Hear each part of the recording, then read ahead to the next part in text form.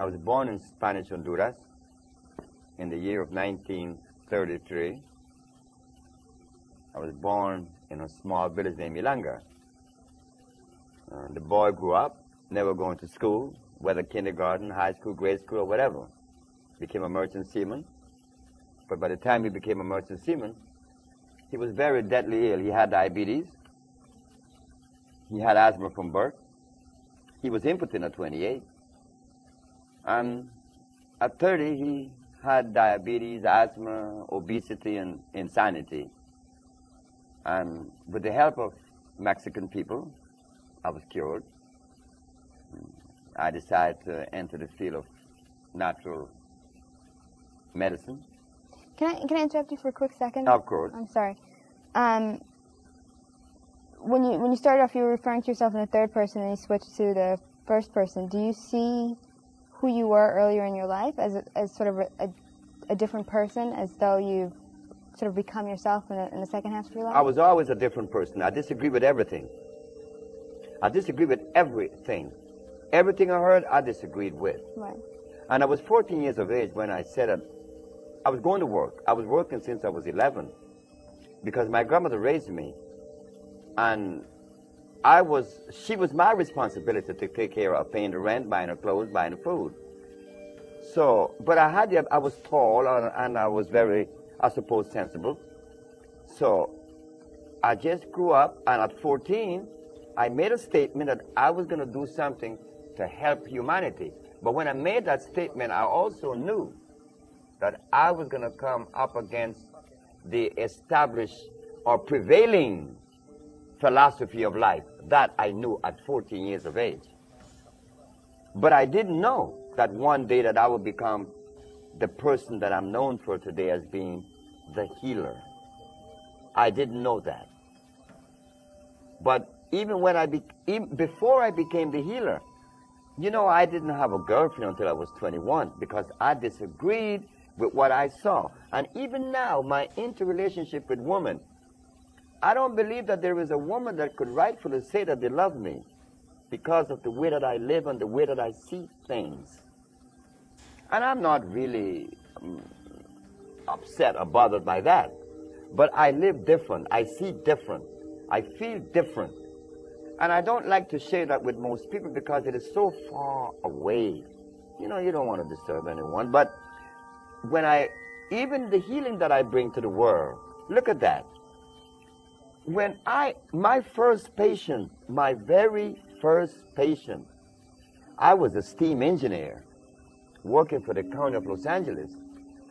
And this blind man had heard that I was experimenting with these plants. And his neighbor said, well, why don't you take it? And he took the plants, and in 2 days he was seeing. And he was blind for 11 years. That shook me because I couldn't explain to the world the mechanics behind this blind man seeing. What were your thoughts when you formulated the compound? Right.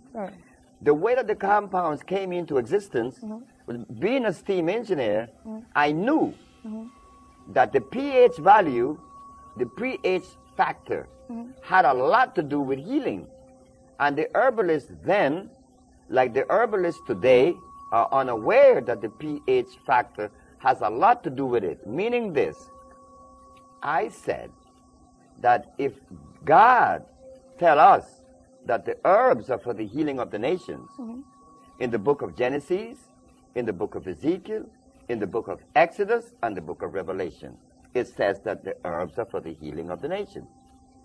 Then as I go further into the history of medicine, this is what I found, that the great Hippocrates used herbs to cure disease, and that he cured every disease known to man. This man was curing every disease in Greece 365 years before Christ was even born. So when people tell us that only Jesus healed, you remind them that Hippocrates was here long before he was born, 300 years. So I said,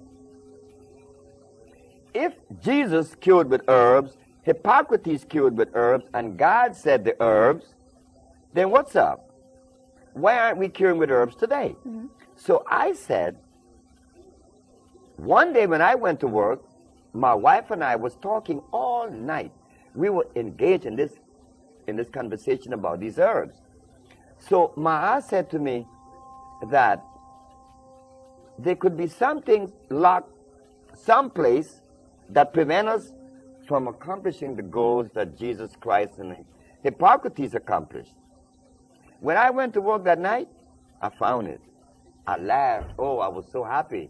I was extremely happy because I said, it is required of us to maintain the pH at 6.9. At 7, which is the neutral zone, pH of 7 is neutral. And if it is slightly on the acid side, it's 6.9. And the reason why we maintain the pH at 6.9 is to keep the tubes of the boiler clean, that there will be no life form in there. But if the pH is 7.1, oh, now you're going to experience life. Mm-hmm. Life form will begin to accumulate in the tubes of the boiler, preventing the radiant heat or the convection heat from reaching the tubes. I said that if life was so powerful that it could exist in a temperature of 450 degrees, then the herbs that heal would have to be alkali on 7 plus instead of acid 6.9. Then I begin to check the pH of all the herbs. I begin to test it. I test comfrey, acid. I test garlic, acid. I also tested aloe vera, St. John wort, rose hips, comfrey. All of these things are very acid. Carrot juice is extremely acid, yet the healers in New York then and now are still recommending these acid foods. Mm-hmm. So I said, well, let me investigate further to see which are the alkali herbs. Mm-hmm. And I begin to see that burdock, yellow dock, also the elderberry, mm-hmm. These are alkali plants. Also the Virginia snake root, that's alkali. One has to know the herbs that are alkali opposed to the herbs that are acid. This today is not really considered, nor do they follow that particular, road or understanding, because the herbalists of today are recommending peppermint. Peppermint is very acid. Mm-hmm. Peppermint freezes the brain. Some even recommend peppermint oil. Peppermint oil is extremely caustic. Mm-hmm. So now we have this kind of information in front of us being disseminated and carried out. Mm-hmm. So there's confusion in the population. But the one thing that my supporters or the people that helped me, that counseled me, they said to me, Sebi, the one thing that you have in your favor is that you have cure and you are curing the diseases that others are not curing. So that is the barometer that tells us that the acid herb that they're using prevent them from reaching the goal that they're pursuing. Mm-hmm. It was my steam engineering experience that helped me in herbology to understand the herb that God made. Yes, it has to be made by God. If we eat something that God didn't make, we are running the risk of disease. Then we're going to be angry. Like I were at only 30 years of age, I was extremely angry. Mm. So I didn't know that my mother wanted me to be a preacher. And I didn't want to go into the church. I said, who, me be a preacher? No, I'm not going to be a preacher. Mm. And look what I'm doing now. Mm. Look what I'm doing. My mother, I called her on my birthday 2 days ago, and she was laughing. She was laughing. She said, you see, what I wanted you to do, what I see you doing, you're doing it. Only because people are being healed. Mm. That is the work of a shepherd.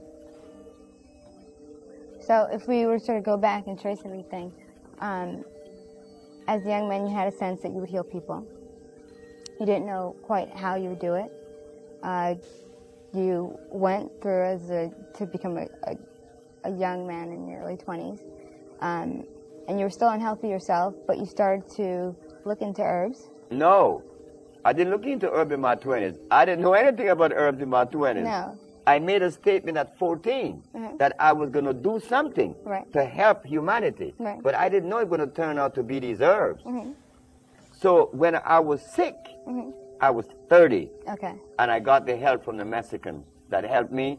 And then I proceeded to pursue it. And I was working as a steam engineer at the time that every day I would go to work and God would talk to me and said, how could you be healed of all those dreadful diseases, and you're going to hold that from humanity? And I would go to work and I would see these turbines and these condensers and these boilers, and I would get so angry. And that was when I stepped up my research. You would see these boilers, what would make you angry about them? Because I want to get away from them, because I want to go into the herbs. Okay. But I was then 47 years of age.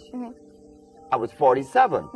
And I was 10 years on the job, seniority. And I was making a lot of money. And I had a wife and 2 babies and 1 on the way, and I quit my job. God said, you're going to quit. If you're going to starve, you're going to die starving, but you're going to quit this job. And I left, and I was put in jail, and, you know, all the whole bit that happened to me in New York. I was arrested in St. Martin one night. I was taken to jail in Curacao. Oh, it's been a journey, but it's been nice because it was like a test. I remember being down to only $400. When I started this business, I only had $400. I started this healing journey with $400. And here I am today. A little girl in New York named Haja that was brought to us with a hole in her heart. She's now 16. A little girl was brought to me in Atlanta that was blind from age 8 to age 11 with a tumor on her frontal lobe. She no longer has the tumor on her frontal lobe. Her name is Mecca. And there's a little girl in Minnesota. Her name is Akila Stroud. She no longer has sickle cell anemia. And a month ago, I gave a lecture in New York, and a young lady came forth and said, well, I don't have lupus anymore. So these kinds of things tells us that we, the black race, has the answer to the world's health. We have the answer to their disease state. But we are afraid to take that responsibility because we live in fear. We're scared of white man. We're scared of God. We say that we fear God. I don't know why people fear God. Now, is it possible for one group to have the cures for the world? Because part of your philosophy is, or I don't want to say your philosophy, part of your outlook or your beliefs is that people are at their healthiest when they're eating foods that come from the region of their ethnic origin. That's not happening. Right, but that's what you believe. No, I don't believe that either. What I believe is to eat food that came out of the product of life itself. I don't care whether you're Chinese, Eskimo, Arab, or what. If you eat something natural, you're going to be healed. But do you believe that people, for instance, that black people should not eat foods that are not Oh, indigenous no, to that's Africa? a horse of a different color. Black people should not eat Chinese food because Chinese food or even Caucasian food. There is a book out by a man known as Pablo Arriola, and he is known to be one of the most distinguished nutritionists in the world. And he said that if your ancestors are from Africa, your body is not programmed to digest milk. But if you are European, yes. So right there, they're telling us that there's a difference in the genetical makeup of these two individuals. So if people have a different genetic makeup that makes them react differently to different herbs, products, foods, would it be possible for one group to have sort of a cure for the entire world, or would they be moving towards a cure for people within the same ethnic group?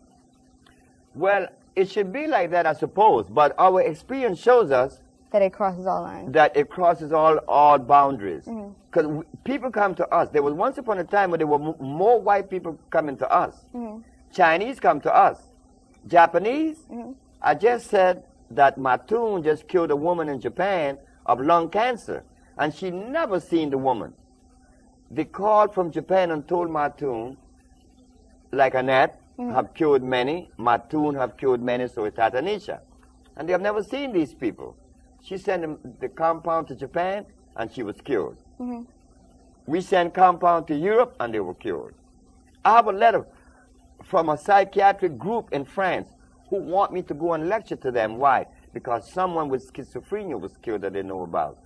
So these compounds cured everyone, whether you're black, white, Chinese, or Eskimo, providing they are natural.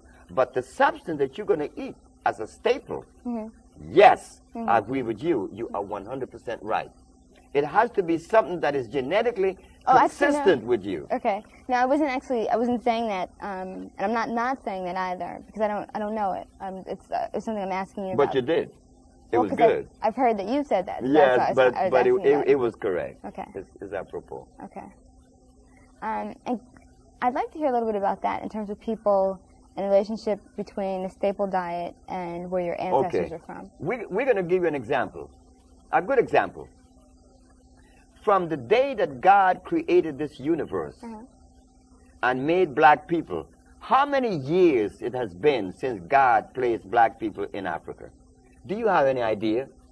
The anthropologist has no idea, but they would spout out these numbers for you, that God made the universe 9.5 billion years ago. So the other is, when did he put black people in Africa? They say 1.5 million years ago. But what was the food that God placed in Africa for these people? Certainly, it could not have been potatoes. It could not have been rice or beans or yams or chicken or hogs or cows. It could not be a goat or a lamb, because all these things are hybrid. God did not make these things. These things came just recently, only 4,000 years ago. So what were we eating in Africa before we were taken away? What were we eating in Africa before there was an invasion by the man from Europe? We simply do not know. And it is because we are unaware of this diet that God made specifically for us. This is why we're angry today and we're so divided. Everybody's laughing at us. They're laughing more at me. On the airplane, the pilots came to see me a few weeks ago when I was in the plane before 911, and they were looking at the brochure that I had that says that AIDS has been cured, and herbalists cure AIDS, and the Supreme Court of New York cannot deny, can't disagree. They were laughing at me. Why? Because you are not supporting me. So they think that I'm a fake. Because if it was a white man curing AIDS, the captain said, the whole white race would be supporting them, but my race is not going to support me. The leaders of America can't do it. Farrakhan can't do it. Jesse Jackson can't do it, because they were not designed to do this kind of work. They were designed to lobby and to talk and to, like Mr. Al Sharpton, he likes to make people march. That's cool. But we got a job to do in healing the black race now. That comes in a different category. Those leaders cannot help me, and that's why I'm vulnerable. In what ways is the black race in need of healing? In what ways does the black race need healing? One of the areas that the black race need healing mostly is in the central nerve system, because we have been eating acid food for 400 years. And how does that manifest itself in terms of socially?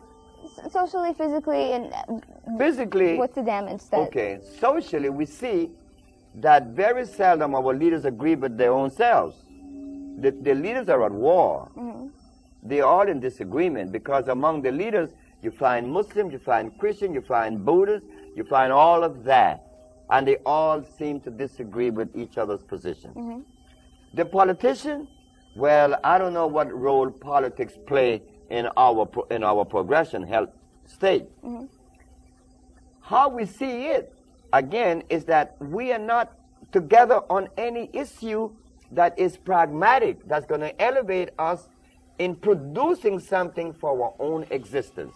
Self-preservation is the first law of nature, and we are the only people on the planet that denies that. Okay, so I guess there are a few things I want to pull out of what you just said. The first one is a relationship between diet and behavior. Diet and behavior has a direct their relationship. Okay, and then that this is affecting Black Americans in a particular way, so that it's something you can see throughout sort of our community. And would the difference be that Black Americans are not in their sort of original like homeland, and so that would be why there'd be a greater problem for Black Americans? Temperature and food, Temperature. but not so much as the African. Do you know that Black America, on the scale from 1 to 10, if we are to be perfect at 10, Black America is about 5, Africa is about 2. Black America is closer to the goal than Africa. Are you talking about food or diet? I mean diet or behavior? Diet and behavior. Okay. Because if a young man in California is in love with you, that you met, he's not going to ask you what tribe are you a member of, right? No, you're not. Right. But in Africa, if you are Susu and I'm a Malenke, I'm not going to marry you because I'm supposed to be your enemy. But they're both black. You see? In America, the brother not going to ask you what tribe you're a member of. He's going to marry you because he like you. Right? And you with him. That's only one. But do you think that being concerned about the tribe a person is from means that you, them, and any of your offspring will always be linked, at least in traditional society, will be linked to a certain geographic region, and you won't have the problem that you described of being sort of removed from the area where vegetation is that would be good. Adapted for? That would be good, and I agree with you. But there's one other part of it, is that the African people are eating a food that is so detrimental that you didn't have. And see, the African people is eating cassava. Cassava is cyanide, pure cyanide, unadulterated. You didn't have that. And because you didn't have the cyanide, you were able to produce plastics, you were able to produce rubber, you were able to build the White House, you were able to produce electricity, you were able to produce agriculture, the African men. And no other black man in the world has ever done that. That shows that Black America, even though taken away from motherland and given meat, which is responsible for our anger, we are still able to do things that is over and above any other race in the world. The black race has proven that. And now that another one comes, your brother and servant, Dr. Sebi, it is not so surprising that he's curing AIDS and sickle cell. You know something? Curing AIDS is easy. Curing sickle cell is like play for me. Diabetes, we cure 10 a month. Yet, there aren't any centers in Germany that is beset with diabetes. There aren't centers in the United States that cure diabetes. We cure diabetes. Now, what are we going to do now? I would like to hear the excuse. I would like for someone to take this particular entity to the leaders of America, and I would like to hear the excuse that they're going to give us for not supporting it.